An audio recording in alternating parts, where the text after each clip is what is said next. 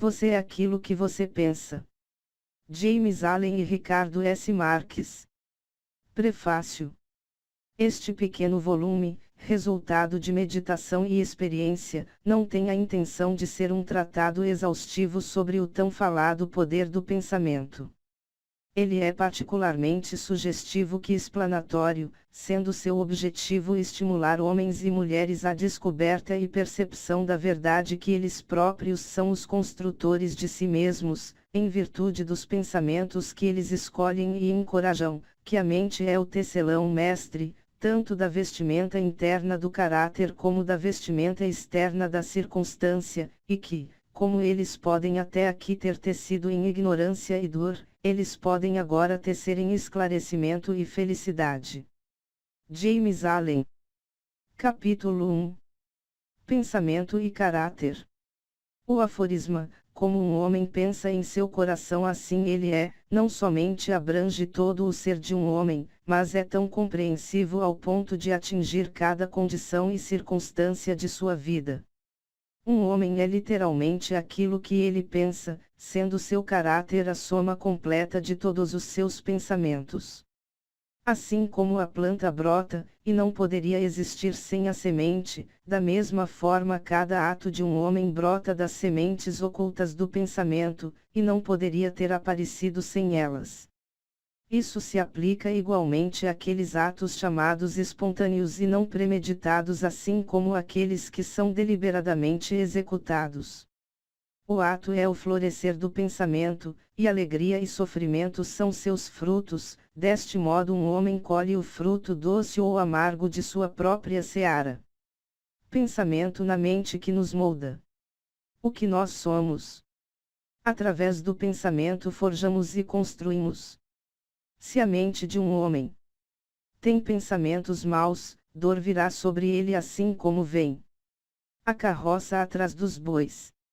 Se persevera em pureza de pensamento, a alegria o segue como sua própria sombra, com certeza.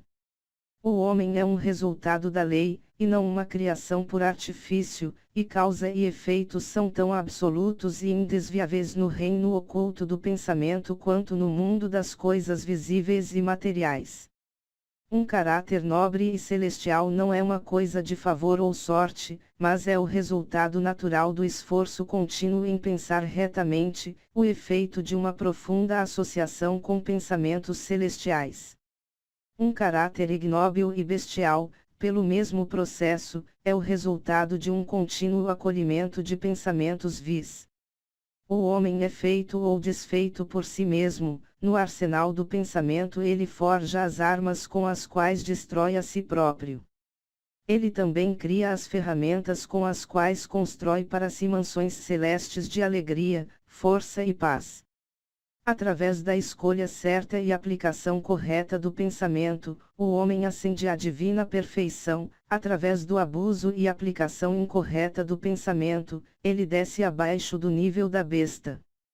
Entre esses dois extremos estão todos os tipos de caráter, e o homem é seu criador e mestre. De todas as belas verdades pertencentes à alma que foram restauradas e trazidas à luz nesta época, nenhuma é mais alegre ou proveitosa em divina promessa e confiança do que essa, que o homem é o mestre do pensamento, o modelador do caráter, construtor e forjador da condição, ambiente e destino.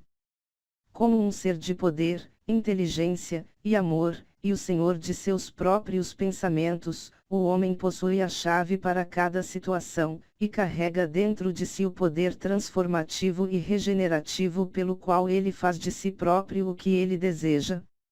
O homem é sempre o mestre, mesmo em seu estado mais fraco e abandonado, mas em sua fraqueza e degradação ele é o mestre tolo que desgoverna sua própria casa. Quando ele começa a refletir sobre sua condição, e a procurar diligentemente pela lei sobre a qual seu ser está estabelecido, ele então torna-se o mestre sábio, dirigindo suas energias com inteligência, e dirigindo seus pensamentos para fins frutíferos. Tal é o mestre consciente, e o homem pode somente assim se tornar descobrindo dentro de si mesmo as leis do pensamento, Tal descoberta é totalmente resultado de aplicação, autoanálise e experiência. Somente através de muita procura e mineração são ouro e diamantes encontrados, e o homem pode encontrar cada verdade conectada com o seu ser se ele cavar fundo dentro da mina de sua alma.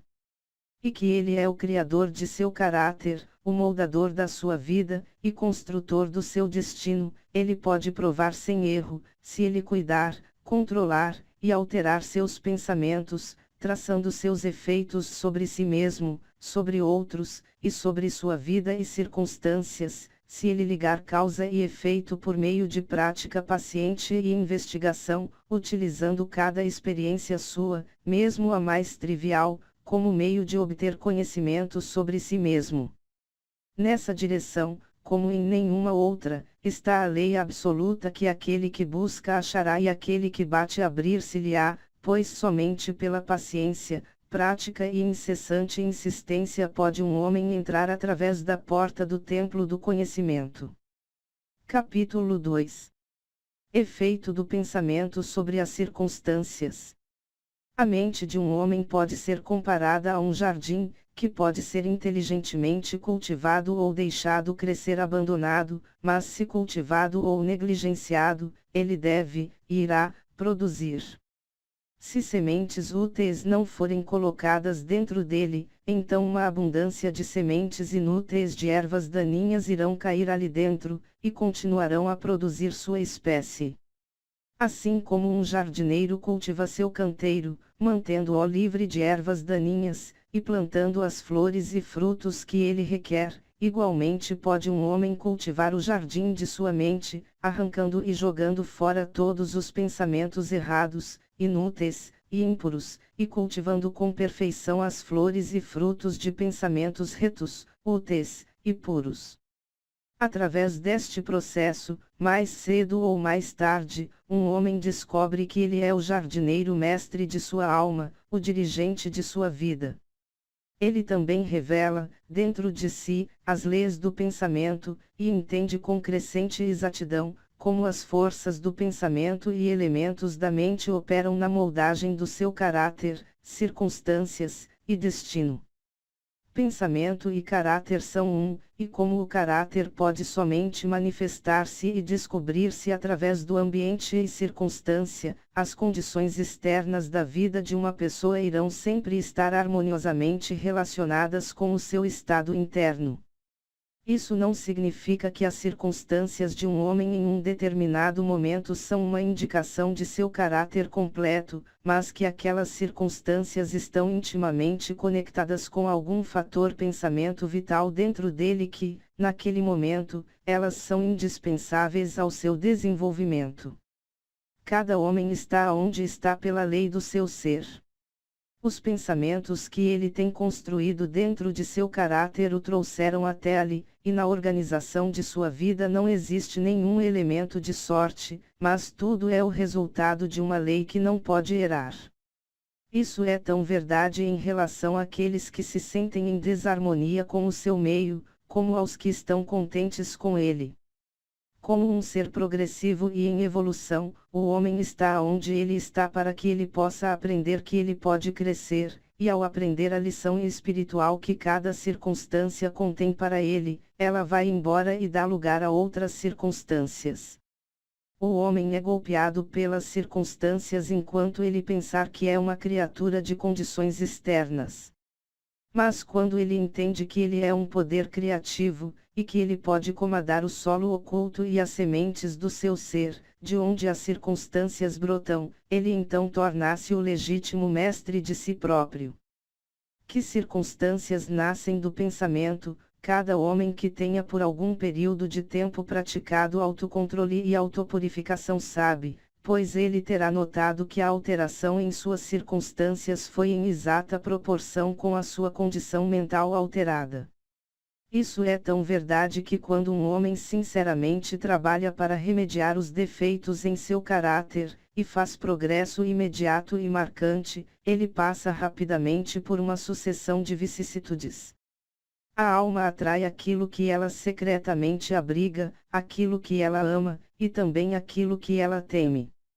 Ela atinge o cume de suas mais caras aspirações, ela cai ao nível de seus desejos impuros, e as circunstâncias são os meios pelo qual a alma recebe o que lhe é devido.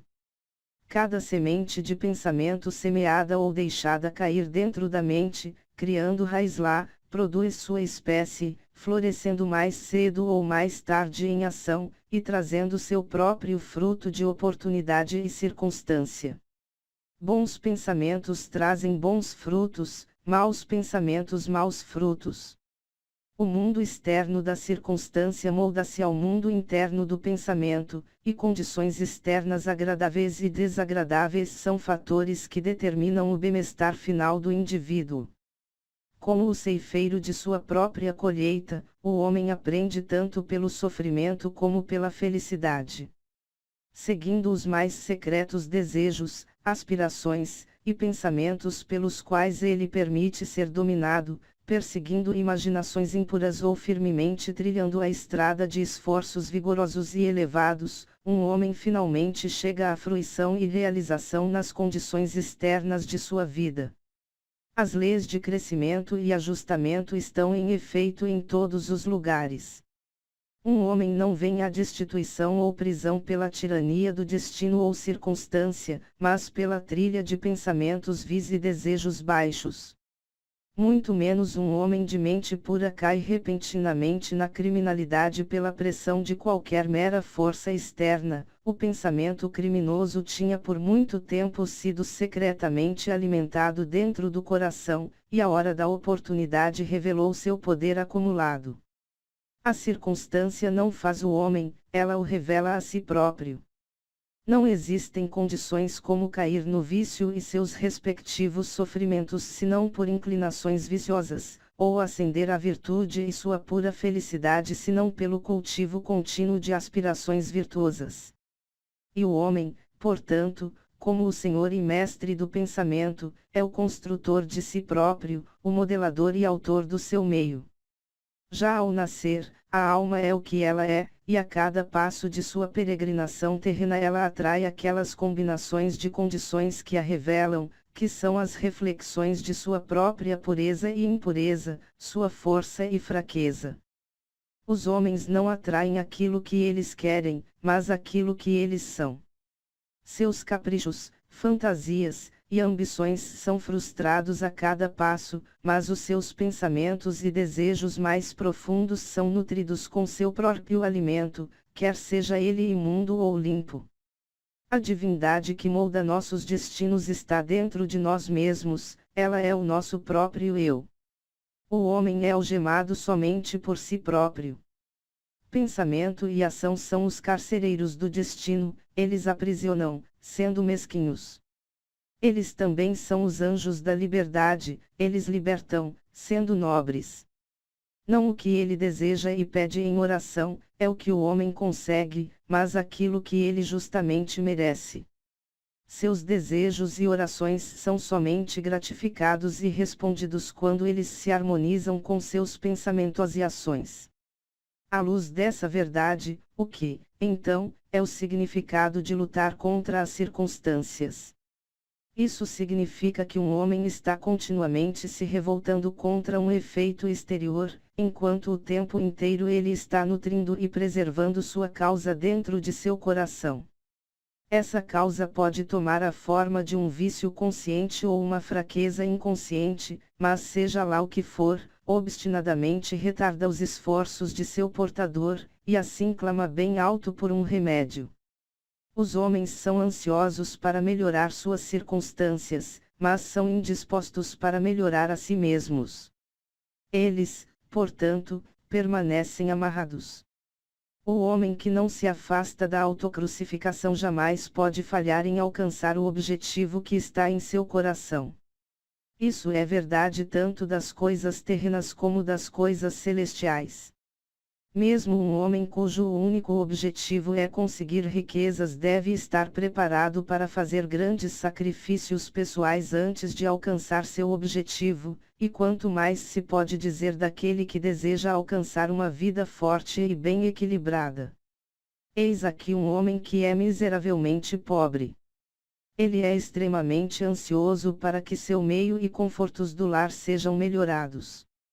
Mesmo assim, o tempo inteiro ele foge do seu trabalho, e considera-se justificado em tentar enganar seu empregador, alegando que seu salário é insuficiente. Tal homem não entende os mais simples rudimentos dos princípios que são a base da verdadeira prosperidade. Ele não somente está totalmente incapacitado para sair da sua miséria, mas na realidade, está atraindo para si mesmo uma miséria ainda mais profunda, por enfatizar dentro de si e colocar em prática pensamentos indolentes, enganosos e covardes. Eis aqui um homem rico que é vítima de uma dolorosa e persistente doença que é o resultado de sua guludice. Ele está disposto a gastar grandes quantias de dinheiro para se livrar de sua doença, mas ele não sacrificará seus desejos glutônicos.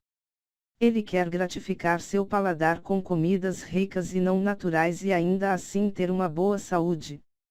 Tal homem está totalmente incapacitado para ter uma boa saúde, porque ele ainda não aprendeu os primeiros princípios de uma vida saudável. Eis aqui um empregador que adota medidas desonestas para evitar o pagamento de um salário justo, e na esperança de aumentar seu lucro, reduz os salários dos seus funcionários.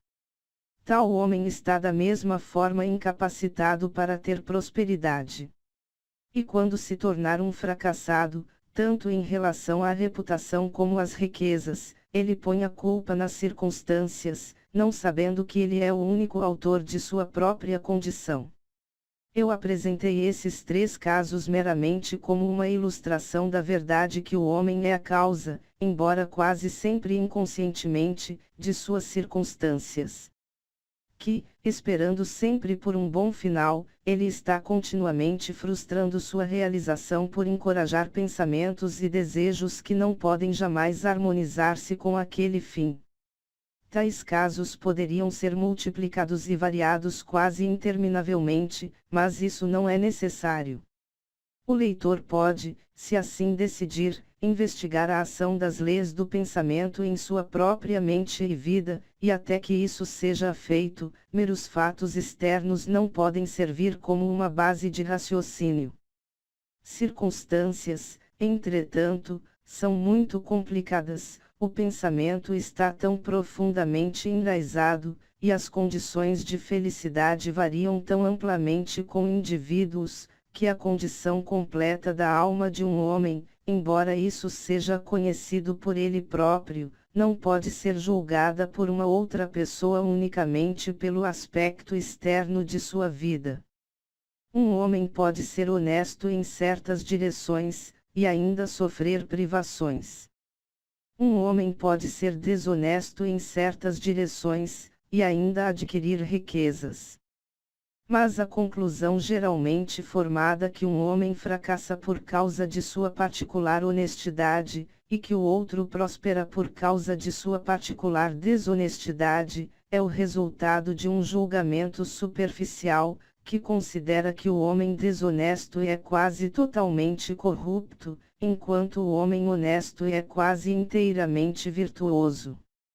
À luz de um conhecimento mais profundo e experiência mais abrangente, tal julgamento é errado. O homem desonesto pode ter algumas virtudes admiráveis que o outro não possui, e o homem honesto vícios repulsivos que são ausentes no outro.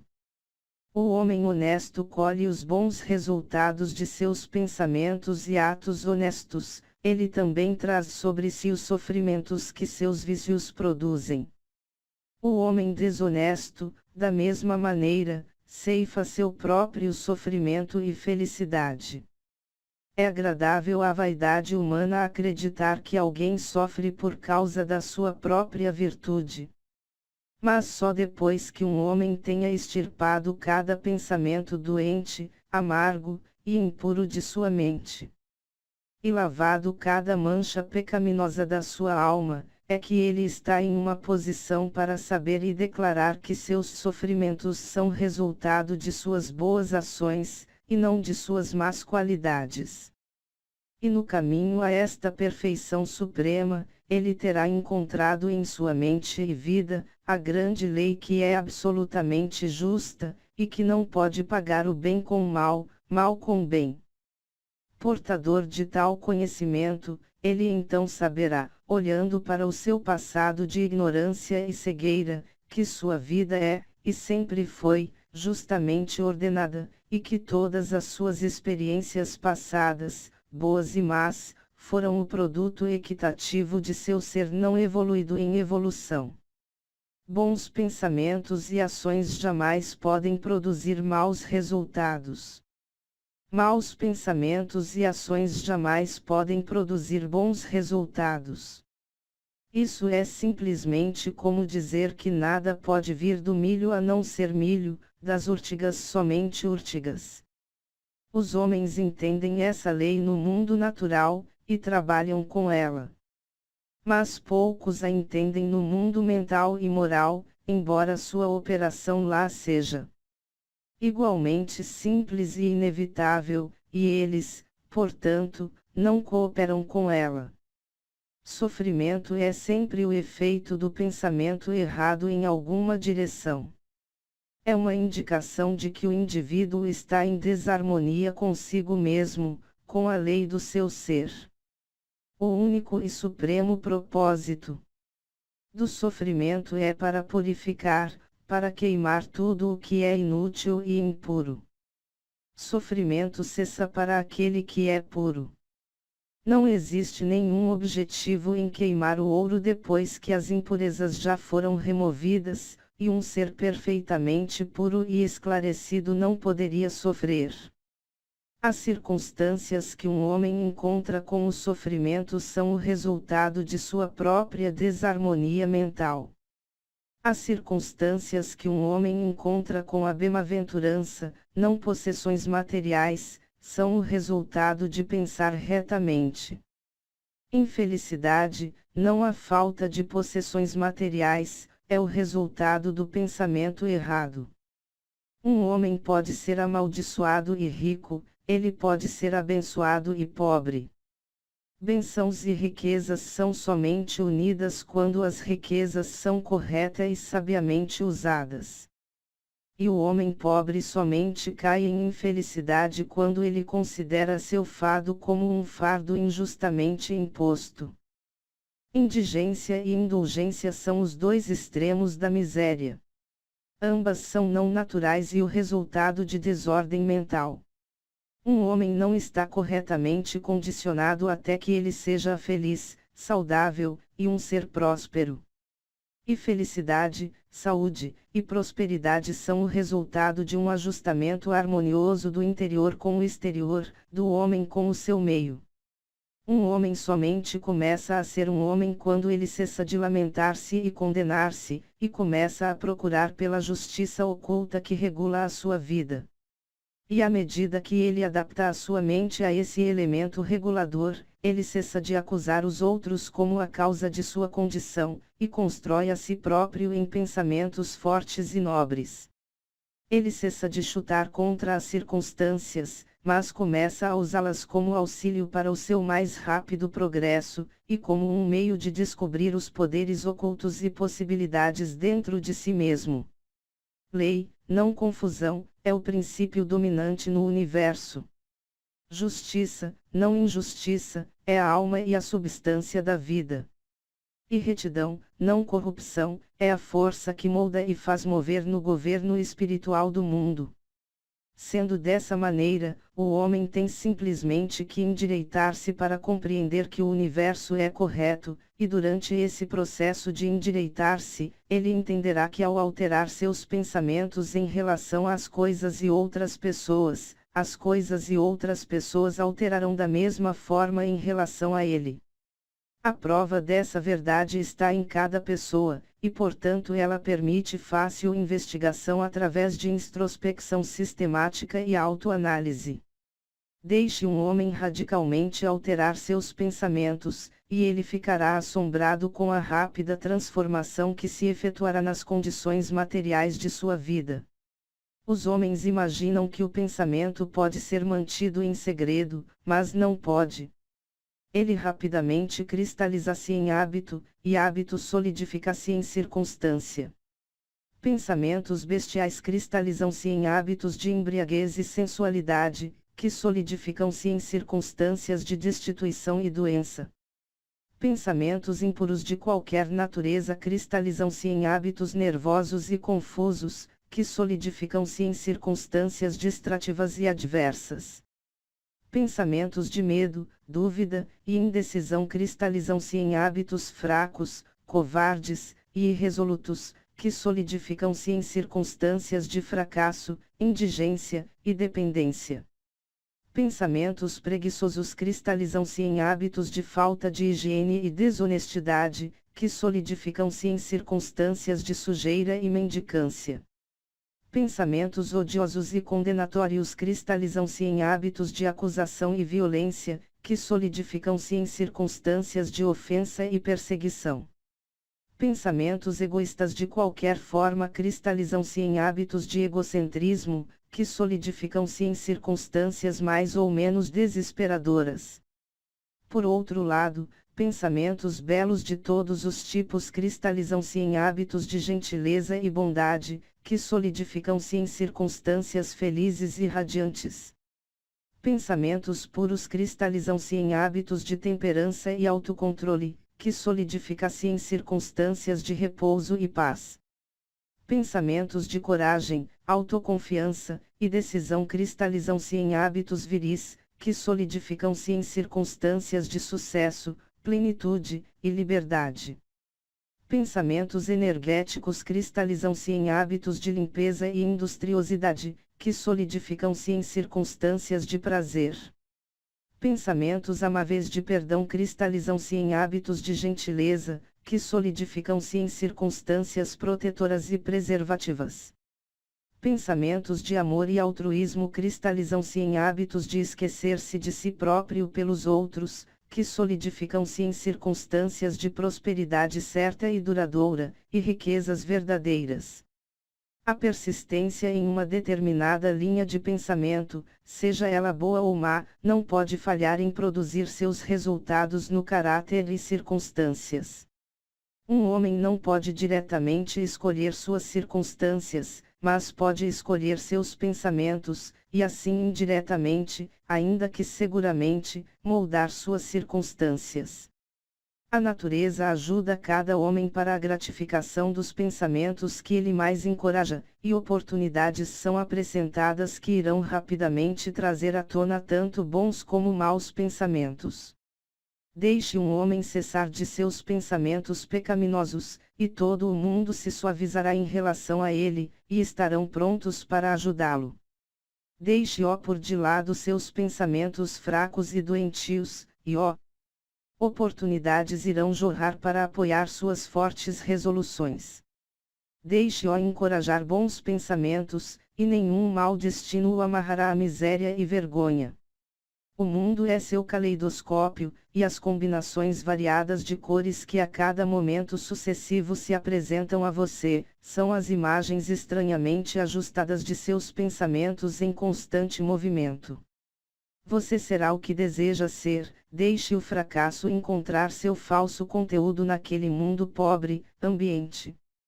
Mas o espírito o despreza, e é livre. Ele domina o tempo, ele conquista o espaço, ele intimida aquele arrogante trapaceiro, acaso, e ordena a tirana circunstância. Entregue a coroa, e assuma o lugar do servo. A humana vontade, aquela força invisível, a prole de uma alma imortal, pode abrir caminhos para qualquer meta, embora paredes de granito interfiram. Não seja impaciente com a demora, mas espere como alguém que entende. Quando o espírito acorda e comanda, os deuses estão prontos para obedecer. Capítulo 3. Efeito do pensamento sobre a saúde e o corpo. O corpo é o servo da mente. Ele obedece às operações da mente, sejam elas deliberadamente escolhidas ou automaticamente manifestadas. Ao comando de pensamentos ilícitos o corpo afunda rapidamente em doenças e decadência, ao comando de pensamentos belos e alegres ele torna-se revestido com juventude e beleza. Doença e saúde, como as circunstâncias, estão enraizadas no pensamento. Pensamentos doentios irão expressar-se através de um corpo doente. Pensamentos de medo têm sido conhecidos por matar um homem mais rápido do que uma bala, e eles estão continuamente matando milhares de pessoas com certeza, embora menos rapidamente. As pessoas que vivem com medo de doença são as pessoas que ficam doentes. A ansiedade rapidamente desmoraliza o corpo inteiro, e deixa-o aberto para a entrada de doenças, enquanto pensamentos impuros, mesmo que não fisicamente consentidos, irão em breve destruir o sistema nervoso. Pensamentos fortes, puros e felizes edificam o corpo em vigor e graça. O corpo é um delicado e plástico instrumento, que responde prontamente aos pensamentos com o qual ele é afetado, e hábitos do pensamento produzirão seus próprios efeitos, bons ou maus, sobre ele. Os homens continuarão a ter sangue impuro e envenenado enquanto eles propagarem pensamentos sujos. De um coração limpo vem uma vida limpa e um corpo limpo. De uma mente poluída procede uma vida suja em um corpo corrupto. O pensamento é a fonte da ação, vida e manifestação, torne a fonte pura, e tudo será puro. Mudança de dieta não ajudará o homem que não muda seus pensamentos. Quando um homem torna seus pensamentos puros, ele não mais deseja comida impura. Pensamentos limpos criam hábitos limpos. O suposto santo que não lava seu corpo não é um santo. Aquele que fortaleceu e purificou seus pensamentos não precisa considerar o micróbio malévolo. Se você deseja aperfeiçoar seu corpo, guarde a sua mente. Se você deseja renovar seu corpo, embeleze a sua mente. Pensamentos de malícia, inveja, desapontamento, depressão, roubam do corpo sua saúde e graça. Um rosto amargo não surge por acaso, ele é feito de pensamentos amargos. Rugas que desfiguram são desenhadas pela estupidez, cobiça, orgulho. Eu conheço uma mulher de 96 anos de idade que tem o rosto brilhante e inocente como o de uma menina. Eu conheço um homem abaixo da meia-idade cujo rosto é marcado por desarmoniosos contornos. O primeiro é o resultado de uma doce e radiante disposição, o outro é o resultado de luxúria e descontentamento. Assim como você não pode ter uma habitação agradável e saudável a menos que permita que o ar e o brilho do sol entrem livremente dentro dela, da mesma forma um corpo forte e um semblante iluminado, feliz e sereno só podem resultar da livre entrada de pensamentos de alegria e boa vontade e serenidade. No rosto dos mais velhos existem rugas feitas pela simpatia, outros por pensamentos fortes e puros, outros são talhados pela luxúria. Quem não pode distingui-los? Para aqueles que viveram retamente, o envelhecimento é calmo, pacífico, e suavemente harmonioso, como o pôr do sol. Eu visitei recentemente um filósofo no seu leito de morte. Ele não era velho exceto em anos. Ele morreu tão docemente e pacificamente como ele tinha vivido. Não existe médico melhor do que um pensamento alegre para dissipar as doenças do corpo, não existe nenhum confortador que se compare à boa vontade para dispersar as sombras do pesar e do sofrimento. Viver continuamente em pensamentos de má vontade, cinismo, suspeita e inveja, é como estar confinado ao buraco de uma prisão feita por você mesmo. Mas pensar bem de todos, ser alegre com todos, pacientemente aprender para encontrar o bem em todos, tais pensamentos altruísticos são os próprios portais do céu, e viver dia após dia com pensamentos de paz em relação a cada criatura trará paz abundante para quem assim agir. Capítulo 4. Pensamento e propósito. Até que o pensamento esteja ligado com o propósito, não existe nenhuma realização inteligente. A maioria das pessoas permite que o barco do pensamento seja levado pela corrente sobre o oceano da vida. A falta de propósito é um vício, e tal deriva não deve continuar para aquele que deseja estar longe da catástrofe e destruição. Aqueles que não têm nenhum propósito central em suas vidas tornam-se presas fáceis de preocupações, temores, aborrecimentos e autopiedade. Todos eles são indicações de fraqueza, que levam, tão seguramente como pecados deliberadamente planejados, embora por uma rota diferente, ao fracasso, tristeza e perda, porque a fraqueza não pode persistir em um universo de poder constante. Um homem deve conceber de um propósito legítimo em seu coração, e se dispor a alcançá-lo. Ele deve fazer desse propósito o ponto central de seus pensamentos. Poderá ter a forma de um ideal espiritual, ou poderá ser um objeto material, isso de acordo com a sua natureza e o presente momento.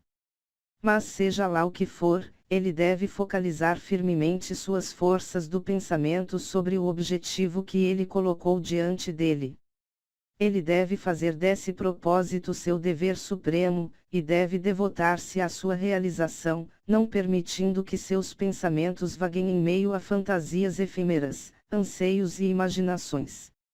Essa é a estrada imperial que leva ao autocontrole e verdadeira concentração de pensamento. Mesmo se ele falhar repetidas vezes em atingir seu propósito, o que ele necessariamente irá até que a fraqueza seja sobrepujada, a força de caráter adquirida será a medida de seu verdadeiro sucesso, e isso formará um novo ponto de partida para futuro poder e triunfo. Aqueles que não estão preparados para a apreensão de um grande propósito, devem fixar seus pensamentos sobre a execução perfeita do seu dever, não importando quão insignificante sua tarefa possa parecer.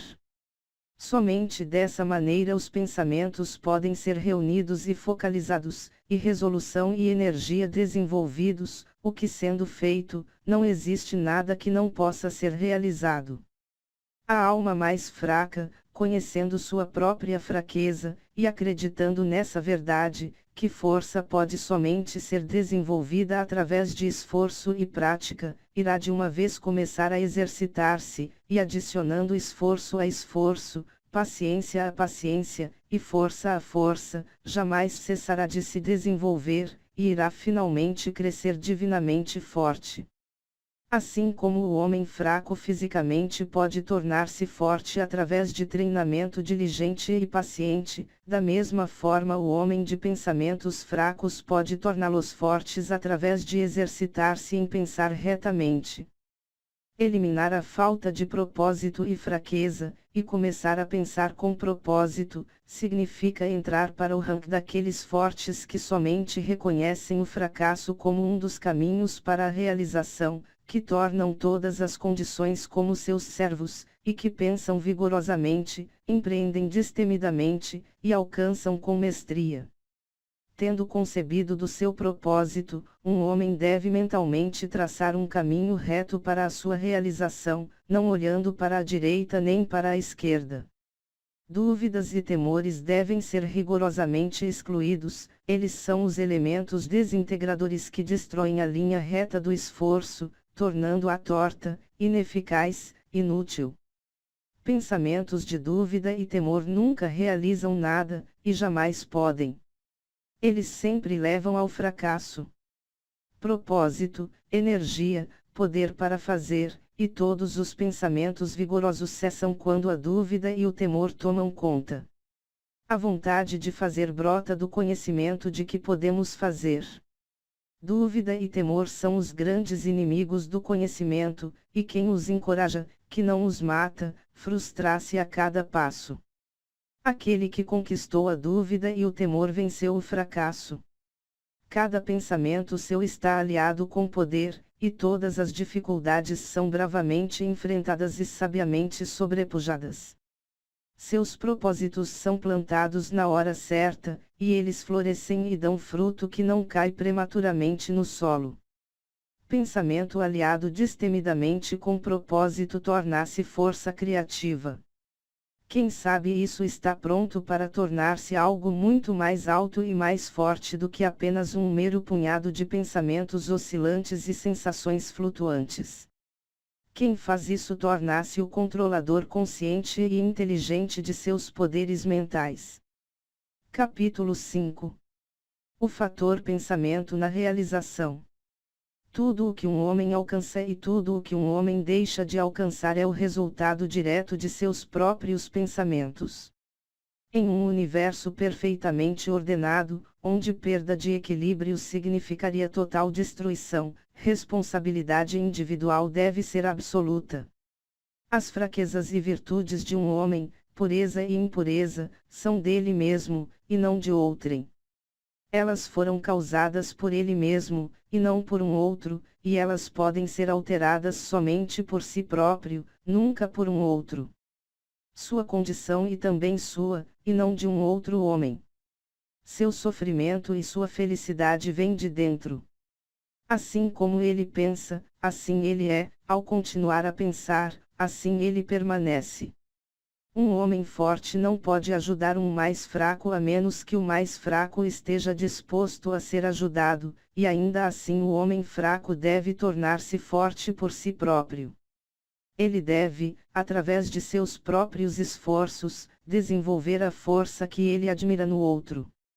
Ninguém a não ser ele próprio pode alterar sua condição. Tem sido comum para os homens pensarem e dizerem: muitos homens são escravos porque um é o opressor, vamos odiar o opressor. Agora, entretanto, existe entre alguns poucos, mas que estão aumentando, a tendência de reverter esse julgamento, e dizer: um homem é o opressor porque muitos são escravos, vamos desprezar os escravos. A verdade é que opressor e escravo são cooperadores em ignorância, e enquanto parece que se afligem um ao outro, estão em realidade afligindo-se a si próprios. Um perfeito conhecimento entende a ação da lei na fraqueza do oprimido e o poder mal aplicado do opressor. Um perfeito amor, vendo o sofrimento que ambos estados estão envolvidos, não condena nenhum dos dois. Uma perfeita compaixão envolve tanto o opressor como o oprimido. Aquele que venceu a fraqueza, e pôs de lado todos os pensamentos egoístas, não é opressor nem oprimido. Ele é livre. Um homem pode somente crescer, conquistar, e ter sucesso elevando seus pensamentos. Ele pode somente permanecer fraco, caído, e miserável recusando-se a elevar seus pensamentos. Antes que um homem possa atingir qualquer coisa, mesmo coisas materiais, ele deve elevar seus pensamentos acima da indulgência animal escrava. Ele não precisa, para ter sucesso, abandonar toda a animalidade e egoísmo, de nenhuma forma, mas pelo menos uma parte, deve ser sacrificada. Um homem cujo primeiro pensamento é a satisfação animal não pode pensar claramente nem planejar metodicamente. Ele não consegue encontrar e desenvolver seu potencial latente, e falharia em qualquer tarefa. Não tendo começado determinadamente a controlar seus pensamentos, ele não está em uma posição para controlar negócios e adotar responsabilidades sérias. Ele não está apto para agir independentemente e viver sem ajuda. Mas ele está limitado, entretanto, somente pelos pensamentos que ele escolhe. Não pode haver nenhum progresso, nem realização sem sacrifício. O sucesso material de um homem acontecerá na medida em que ele sacrifica seus confusos pensamentos animais, e fixa sua mente no desenvolvimento de seus planos, e no fortalecimento de sua resolução e autoconfiança. E quanto mais alto ele eleva seus pensamentos, quanto mais viril, honrado, e reto ele se torna, maior será o seu sucesso, e mais abençoadas e duradouras suas realizações. O universo não favorece o mesquinho, o desonesto, o viciado, muito embora muitas vezes a mera superfície pareça assim mostrar, ele ajuda o honesto, o magnânimo, o virtuoso. Todos os grandes mestres de todas as épocas assim o declararam em suas variadas formas, e para comprovar e saber isso um homem tem apenas que persistir em tornar-se mais e mais virtuoso elevando seus pensamentos. Realizações intelectuais são o resultado do pensamento consagrado à busca do conhecimento, ou do belo e verdadeiro na vida e na natureza.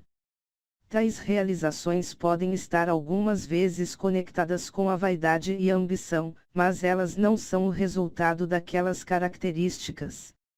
Elas são a consequência natural de longo e árduo esforço, e de pensamentos puros e altruístas. Realizações espirituais são a consumação de sagradas aspirações. Aquele que vive constantemente na concepção de pensamentos elevados e nobres, que habita sobre tudo o que é puro e altruísta, irá, tão certamente como o sol atinge seu zênite e a lua sua aparência completa, tornar-se sábio e nobre em caráter, e alcançará uma posição de influência e bonança. Realização, de qualquer tipo, é a coroa do esforço, o diadema do pensamento. Com a ajuda de autocontrole, resolução, pureza, retidão e pensamento bem dirigido um homem eleva-se. Com a ajuda de animalidade, indolência, impureza, corrupção, e confusão de pensamento um homem afunda. Um homem pode subir ao mais alto nível de sucesso no mundo, e mesmo às mais altas altitudes no reino espiritual, e novamente afundar em fraqueza e miséria por permitir que pensamentos arrogantes, egoístas, e corruptos se apoderem dele. Vitórias obtidas pelo pensamento reto podem somente ser mantidas por cuidadosa vigilância. Muitos se acomodam quando o sucesso está garantido, e rapidamente caem de volta no fracasso. Todas as realizações, seja nos negócios, no âmbito intelectual ou espiritual, são o resultado de pensamentos precisamente direcionados, são governados pela mesma lei e são do mesmo método. A única diferença está no objeto de realização. Aquele que deseja realizar pouco deve sacrificar pouco. Aquele que deseja realizar muito deve sacrificar muito. Aquele que deseja atingir altamente deve sacrificar grandemente. Capítulo 6. Visões e ideais. Os sonhadores são os salvadores do mundo. Assim como o mundo visível é sustentado pelo invisível, da mesma forma os homens, em meio a provações, pecados e tendências mesquinhas, são nutridos pelas belas visões de seus sonhadores solitários. A humanidade não pode esquecer seus sonhadores. Ela não pode deixar os ideais deles desaparecerem e morrerem. Ela vive neles. Ela conhece-os nas realidades que ela um dia verá e conhecerá. Compositor, escultor, pintor, poeta, profeta, sábio, estes são os criadores do infinito, os arquitetos do céu. O mundo é belo porque eles vivem, sem eles, a humanidade laboriosa pereceria. Aquele que cultiva uma bela visão, um ideal mais elevado em seu coração, irá um dia realizá-lo. Colombo alimentou a visão de um outro mundo, e ele o descobriu. Copérnico encorajou a visão de uma multiplicidade de mundos e um universo muito mais amplo, e ele o revelou. Buda contemplou a visão de um mundo espiritual de pura beleza e perfeita paz, e ele entrou nele. Alimente suas visões. Alimente seus ideais. Cultive a música que move o seu coração, a beleza que se forma em sua mente, a amabilidade que reveste seus pensamentos mais puros, porque deles surgirão todas as situações agradáveis, todas as circunstâncias celestiais, destes, se você apenas permanecer fiel a eles, seu mundo será por fim construído. Desejar é obter, aspirar é alcançar. Deveriam os desejos mais baixos de um homem receber a medida completa de gratificação, e suas aspirações mais puras perecerem por falta de sustento. Esta não é a lei. Tal condição de coisas jamais pode obter, pedir e recebereis. Sonhe sonhos elevados, e assim como você sonha, assim você se tornará. Sua visão é a promessa daquilo que um dia você será. Seu ideal é a profecia daquilo que você por fim irá revelar. A maior de todas as realizações foi no princípio e por algum tempo um sonho. O carvalho dorme em sua semente, o pássaro espera dentro do ovo, e na visão mais alta da alma um anjo move-se em seu despertar. Os sonhos são os brotos das realidades. Suas circunstâncias podem ser incompatíveis, mas elas não permanecerão assim por muito tempo se você simplesmente descobrir um ideal e lutar por alcançá-lo. Você não pode viajar por dentro e permanecer parado por fora. Eis aqui um jovem duramente oprimido pela pobreza e trabalho, confinado a longas horas em uma oficina insalubre, sem educação, e carecendo de todas as artes de refinamento. Mas ele sonha de coisas melhores. Ele pensa de inteligência, de refinamento, de graça e beleza. Ele concebe, e mentalmente constrói, uma condição ideal de vida. A visão de uma liberdade mais ampla e um escopo mais largo tomam posse dele, inquietação o impulsiona para a ação, e ele utiliza todo o seu tempo livre e recursos, embora pequenos eles sejam, ao desenvolvimento de seu potencial e poderes latentes. Muito em breve, tão alterada sua mente se tornou, que a oficina não pode mais segurá-lo. Ela se tornou tão fora de harmonia com sua mentalidade que ela sai da sua vida como uma roupa que é jogada no canto, e com o crescimento das oportunidades que se ajustam ao escopo de seus poderes em expansão, ele a abandona para sempre. Anos mais tarde nós vemos esse jovem como um homem maduro. Nós o encontramos um mestre de certas forças da mente que ele exerce com influência e poder inigualáveis. Em suas mãos ele segura as cordas de gigantescas responsabilidades.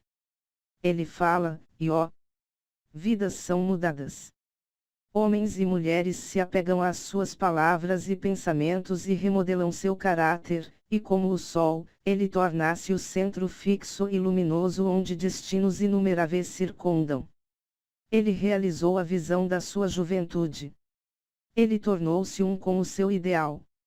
E você, também, jovem leitor, realizará a visão, não o desejo ocioso, do seu coração, seja ela baixa ou bela, ou uma mistura das duas, pois você sempre gravitará na direção daquilo que você secretamente mais ama. Em suas mãos serão colocados os resultados exatos dos seus próprios pensamentos, você receberá aquilo que você merece, nem mais, nem menos. Seja qual for seu atual ambiente, você cairá, permanecerá, ou se elevará com seus pensamentos, sua visão, seu ideal. Você se tornará tão pequeno quanto seu desejo controlador, tão grande quanto sua aspiração dominante. Nas belas palavras de Stanton Kirkhope, você pode estar trabalhando no seu escritório, e de repente você andará para fora da porta que por tanto tempo pareceu a barreira dos seus ideais, e se encontrará diante de uma audiência, a pena ainda atrás da orelha, as manchas de tinta ainda nos seus dedos, e ali então derramará a torrente de sua inspiração. Você pode estar pastoreando ovelhas, e você se desviará para a cidade, bucólico e de boca aberta. Vagará sob a intrépida orientação do Espírito para a oficina do Mestre, e depois de algum tempo ele dirá: eu não tenho mais nada para ensinar-te. E agora você se tornou o Mestre, que recentemente sonhava de grandes coisas enquanto pastoreava ovelhas. Largue a serra e a plana e tome sobre si a regeneração do mundo.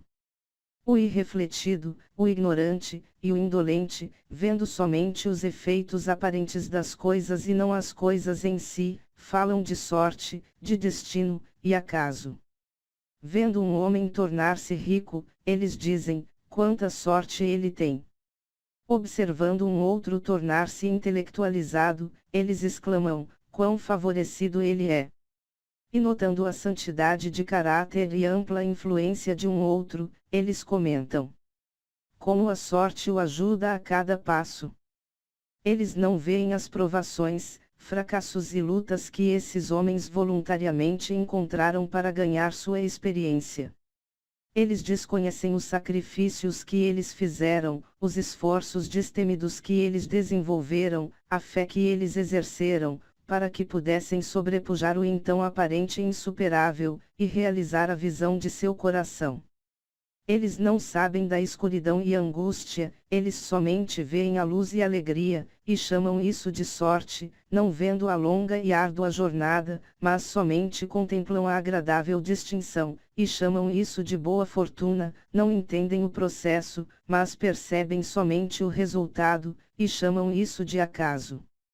Em todos os assuntos humanos existem esforços, e existem resultados, e a força do esforço é a medida do resultado. Não o acaso. Dons poderes, possessões materiais, intelectuais, e espirituais são frutos do esforço. São pensamentos terminados, objetivos alcançados, visões realizadas. A visão que você glorifica em sua mente, o ideal que você entroniza em seu coração, através deles você construirá sua vida, isso você se tornará. Capítulo 7. Serenidade. A tranquilidade de mente é uma das mais belas joias da sabedoria. É o resultado de longo e paciente esforço em autocontrole. Sua presença é uma indicação de experiência madura, e de um conhecimento bem pouco comum das leis e operações do pensamento.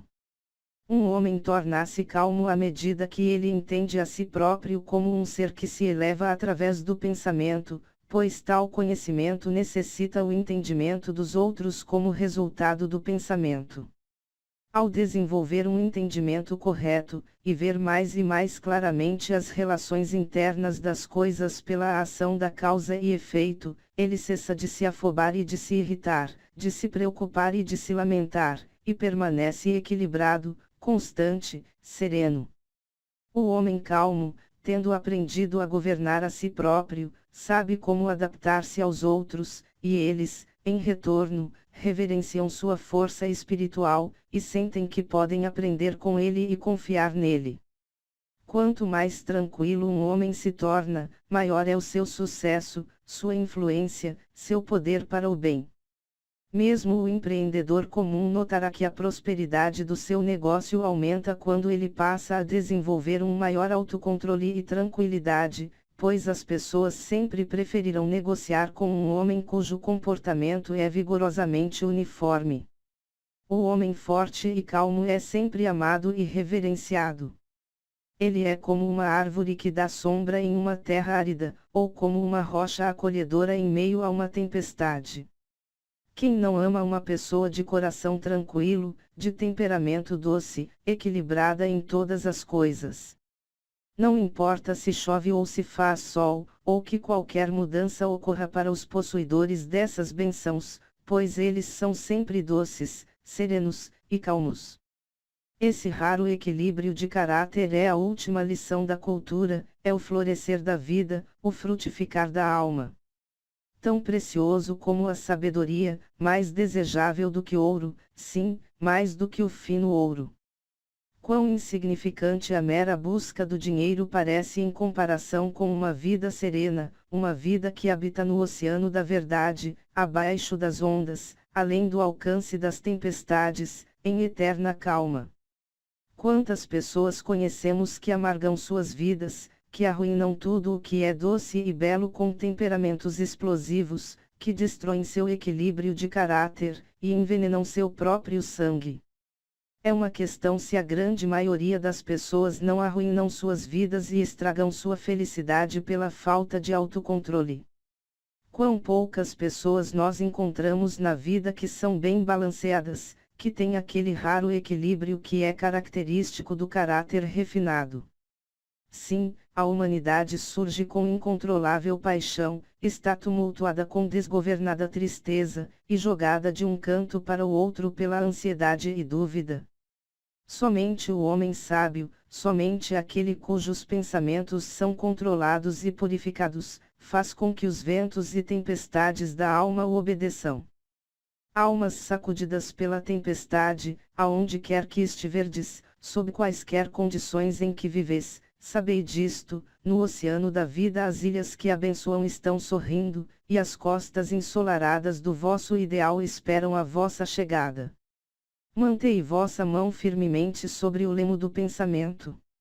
No barco da vossa alma repousa o comandante-mestre, ele apenas dorme. Acordai, o autocontrole é força, pensamento reto é domínio, calma é poder. Dizei a vossos corações: paz, aquietai-vos. Fim.